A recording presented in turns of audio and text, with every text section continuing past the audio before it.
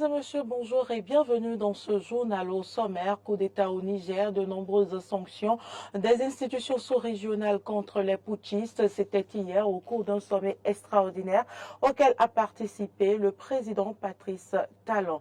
Une écrivaine a été l'invitée de Donclam Abalo sur l'entretien du dimanche. Elle a nom Anita Marcos et est l'auteur du livre Un jour, une chronique.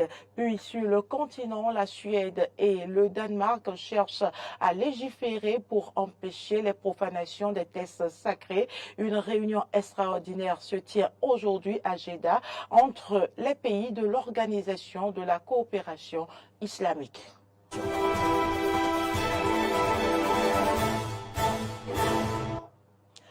Merci de nous préférer pour vous informer. Je l'annonçais dans les titres, les dirigeants de la communauté économique des États de l'Afrique de l'Ouest se sont réunis hier à Abuja, au Nigeria. Au menu de cette rencontre, le coup d'État au Niger. Le point, c'est avec Arthur Ouendo.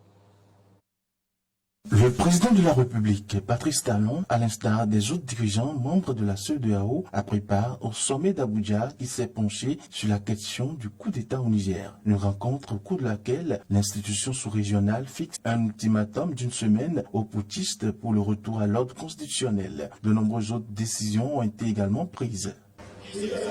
Son Excellence, le président Mohamed Bazoum, demeure le président légitime et élu et le chef d'État de la République du Niger, reconnu par la CEDEAO, l'Union africaine et la communauté internationale. Dans ce sens, il n'y a que les actes officiels du président Bazoum ou de ses responsables dûment mandatés qui seront reconnus par la CEDEAO, condamnent en termes fermes la tentative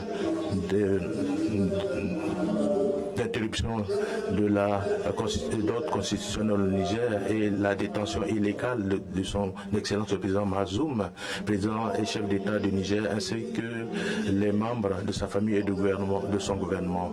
Appelle au rétablissement, à la libération et à la réinstallation immédiate du président Mohamed Bazoum, président et chef d'État de la République du Niger, et lance un appel pour la restauration de l'ordre constitutionnel au Niger. Rejette toute forme de démission qui pourrait venir de son Excellence le président Bazoum. Tient les auteurs de la tentative de coup d'État pour responsables de la sécurité et de la sûreté du président Bazoum ainsi que des membres de sa famille et de son gouvernement. Au cas où les exigences de la conférence ne sont pas satisfaites dans un intervalle d'une semaine, la conférence prendra toutes les mesures pour restaurer l'ordre constitutionnel en République du Niger. De telles mesures pourraient inclure l'usage de la force. Un recours à la force n'est pas exclu au cas où les putschistes ne se conformeraient pas à ces décisions issues de cette rencontre extraordinaire. Et puis, les chefs d'État et de gouvernement membres de l'Union économique et monétaire ouest-africaine ont également réitéré leur soutien indéfectible au président Mohamed Bazoum. C'était à travers la prise de mesures strictes visant à rétablir l'ordre constitutionnel au Niger. Suivons ici la substance de ces sanctions avec effet immédiat. Premièrement, la fermeture des frontières terrestres et aériennes entre le Niger et les pays de l'UEMOA.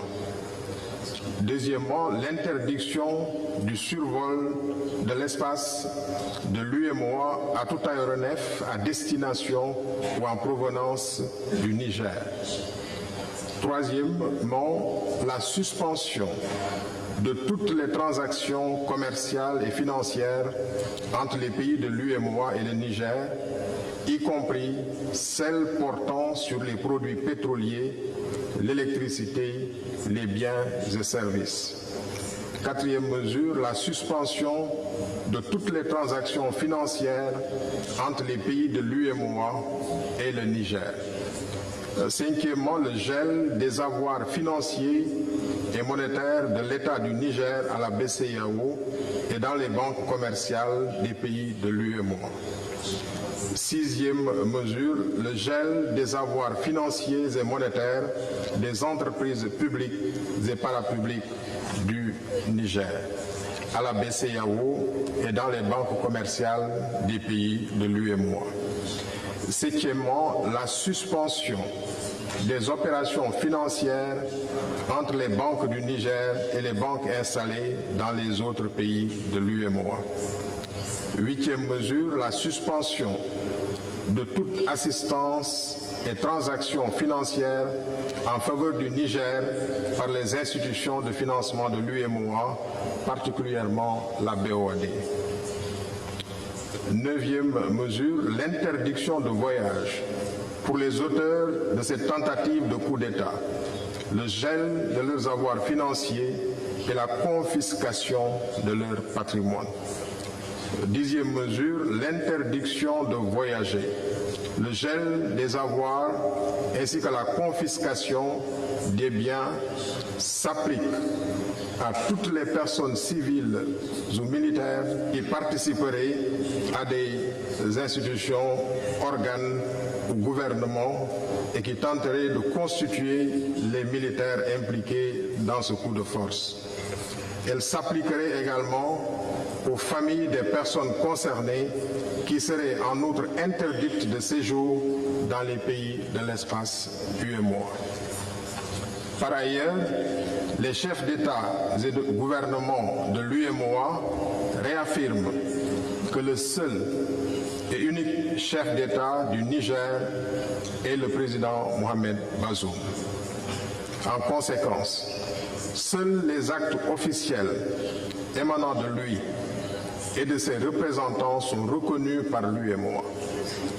En cas d'atteinte à son intégrité physique, les auteurs seront tenus pour responsables. L'auteur du livre Un jour, une chronique, Anita Marcos, a été reçue ce dimanche par Doncla Mabalo. Il s'est agi pour l'auteur d'expliquer, entre autres, le pourcentage plus élevé des tests politiques dans l'ouvrage, grâce à Valigbe pour le compte-rendu.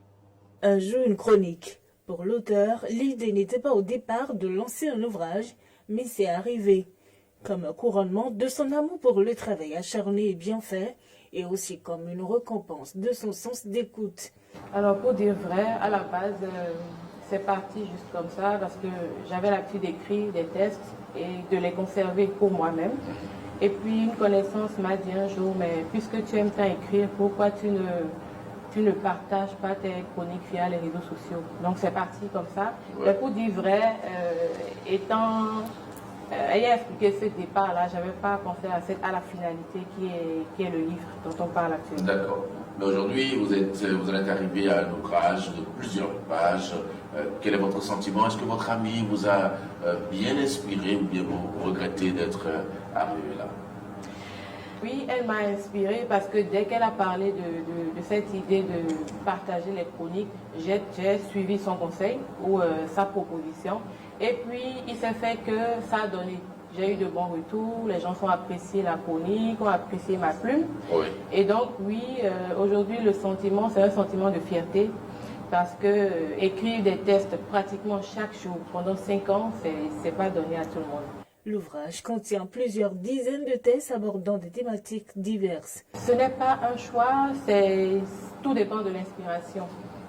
Tout pratiquement m'inspire. Tant que je vois quelque chose, je vis une situation ou qu'on parle d'un détail à côté de moi, tant que ça m'inspire, ma plume matérialise. Cependant, je dois avouer que la politique a beaucoup plus retenu mon attention. Ça fait plus de 80% de votre ouvrage, la chronique politique. Tout à fait. Oui. Et pourtant, on n'a pas retenu tous les tests. Donc, oui, je touche à tout, mais avec un amour particulier pour la politique. Plus de 90% des tests sont politiques, mais l'auteur soutient l'être pas engagé en politique. Une position qui a quand même intrigué Doklama Balo. Non, pas encore. Je ne suis pas encore en politique. Vous êtes sûr que vous n'êtes pas en politique? Non, pas encore. J'ai eu pas mal de sollicitations, Oui, c'est vrai. Le jour de votre lancement, on a vu beaucoup d'acteurs politiques présents à votre au lancement de votre ouvrage. Donc, nous dire aujourd'hui que vous n'êtes pas en politique, ça aiguise notre voilà, curiosité. je ne suis pas encore en politique. Je suis quand même curieux de savoir pourquoi les questions politiques vous intéressent et que vous hésitez à faire le pas vers la politique. Il y a quand même un contraste. Non, vous n'oubliez pas que à la base, je suis journaliste. D'accord. Le journaliste ou le communicateur, à la base, n'a pas de position. Donc, oui, mais vous avez des positions. Tranchées d'ailleurs, tranchées. Oui, tant que les positions sont... Même les positions politiques sont tranchées. Oui, tant que ces positions-là ne penchent pas d'un seul côté, je pense que c'est équilibré. Un jeune chronique est disponible dans les librairies au prix de 10 000 francs. Actualité en dehors du Bénin, la demande de l'Arabie Saoudite et de l'Irak. Une réunion extraordinaire se tient aujourd'hui à Jeddah entre les pays de l'Organisation de la coopération islamique au sujet de la profanation des Corans en Suède et au Danemark. Le Danemark et la Suède ont annoncé chercher des solutions juridiques pour endiguer ce phénomène qui a créé des tensions avec des pays de culture musulmane ainsi qu'une situation dangereuse. Les détails. C'est au nom de la sécurité que le gouvernement danois va explorer toutes les pistes juridiques qui pourraient permettre d'interdire certaines manifestations offensantes. Cela de manière très ponctuelle et sans toucher à la liberté d'expression protégée par la Constitution. Pour légitimer des exceptions à la règle, le ministre danois des Affaires étrangères a rappelé que ces profanations sont perpétrées par une poignée d'individus dont le but principal est de provoquer ou de semer la division, faire le jeu des extrémistes. Et ce n'est pas qu'un problème d'image ou de réputation pour le Danemark, a ajouté le ministre des Affaires étrangères. Même constat d'urgence en Suède. Stockholm aussi cherche un outil juridique. Le Premier ministre Ulf Kristersson, après un silence remarqué, a affirmé hier soir que la situation est dangereuse pour la sécurité nationale. Le chef du gouvernement suédois doit toutefois composer avec son allié parlementaire d'extrême droite, le Parti des démocrates de Suède, dont certains députés ont fait des déclarations islamophobes ces derniers jours.